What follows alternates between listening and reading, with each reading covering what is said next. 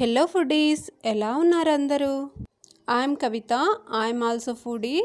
ఇవాళ టేస్టీగా హెల్తీగా కొత్తిమీర మెంతి కూర వేసి ఎగ్ ఫ్రై చేస్తున్నాను.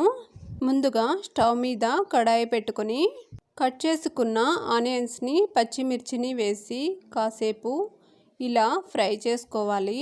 తగినంత సాల్ట్ కూడా వేసుకొని ఇంకాసేపు ఫ్రై చేసుకున్న తర్వాత మెంతి కూరని కొత్తిమీరని కట్ చేసి వేసుకొని ఇంకాసేపు ఫ్రై చేసుకొని అందులోకి సరిపడా కారం వేసుకొని ఇంకాసేపు ఫ్రై అయినాక ఒక 5 ఎగ్స్ని కొట్టి వేసుకొని ఇలా స్టవ్ను సిమ్లోనే ఉంచి ఫ్రై చేసుకోవడమేనండి.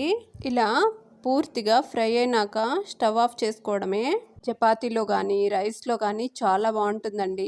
మెంతి కూర హెల్త్కి కూడా చాలా మంచిదండి. మీకు కూడా నచ్చితే లైక్ అండ్ సబ్స్క్రైబ్.